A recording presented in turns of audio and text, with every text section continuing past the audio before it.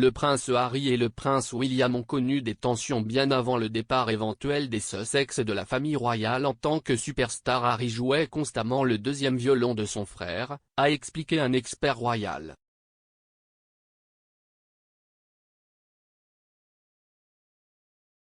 La rédactrice et commentatrice royale Ryan Nika est apparue sur le podcast de la BBC Harry, Meghan and the Media pour discuter de la préparation du départ éventuel du prince Harry de la famille royale. Madame Nika a fait remarquer que Harry était comme une poussière d'or pour l'institution car il était capable de se connecter avec un large éventail de personnes et était extrêmement populaire. Mais l'expert royal pensait qu'une certaine animosité bouillonnait entre le prince Harry et William, car on lui disait constamment que William avait la priorité alors qu'il pensait que son travail était tout aussi important.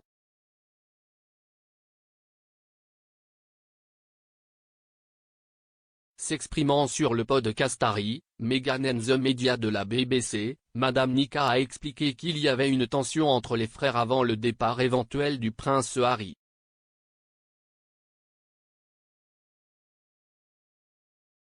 Elle a expliqué, pendant quelques années avant que Harry ne se sépare de la famille royale, il y avait une frustration entre les frères à propos du travail qu'ils faisaient et de la direction dans laquelle ils se dirigeaient.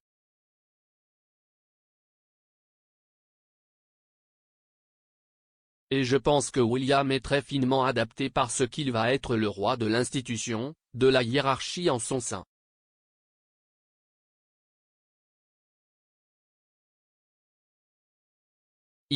Respecte cela, et la déférence qui en découle au sein de la famille.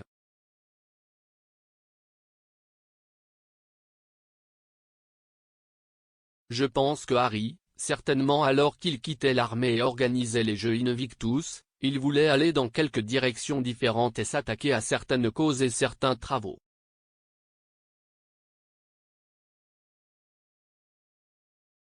Il était frustré qu'en raison de la configuration au sein de l'institution qui devait être dirigée par William, certaines décisions aient été prises.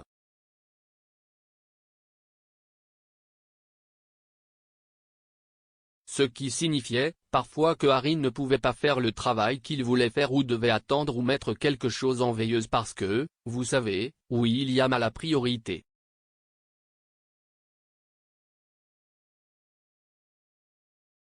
Il ne fait aucun doute que pendant des années, Harry a été la superstar de la famille royale.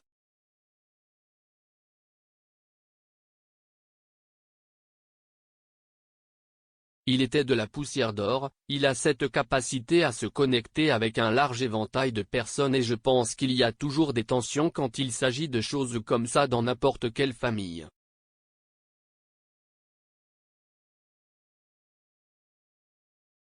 Mais certainement au sein d'une famille tournée vers le public comme la famille royale.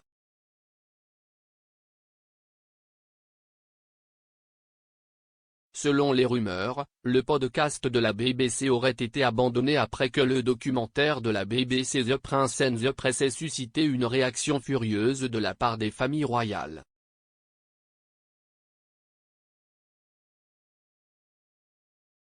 Le rédacteur en chef royal de Harper's Bazaar US et co-auteur de la biographie du prince Harry et de Meghan, Finding Freedom, Omid Scobie, a affirmé dans le documentaire que les différents ménages se renseignaient les uns contre les autres pour essayer d'obtenir une meilleure couverture.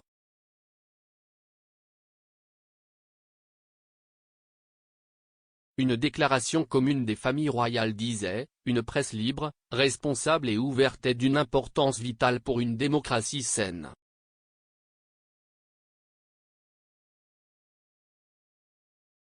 Cependant, trop souvent des affirmations exagérées et infondées provenant de sources anonymes sont présentées comme des faits et il est décevant que quiconque, y compris la BBC, leur accorde de la crédibilité.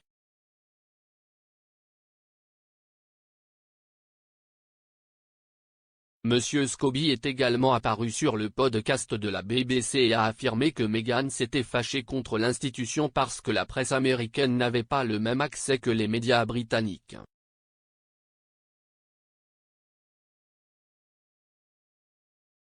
Monsieur Scobie a déclaré, « Les premières conversations sur le désir d'indépendance financière sont enfin nées de la frustration du prince Harry de devoir travailler aux côtés du dossier de presse royal.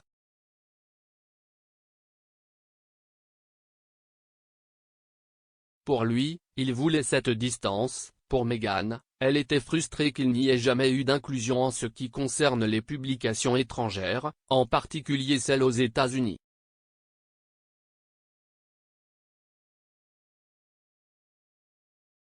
Elle est américaine. Pourquoi n'y a-t-il pas de journaux ou de chaînes de télévision américains autorisés à couvrir ?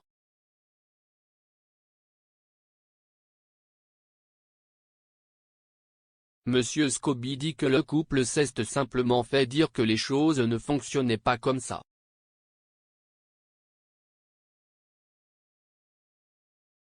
Il a poursuivi, et donc, quand Harry a vraiment soulevé le problème ou la question de savoir si nous pouvions opérer en dehors du dossier de presse et mener nos propres engagements avec les membres de la presse avec lesquels nous voulons travailler.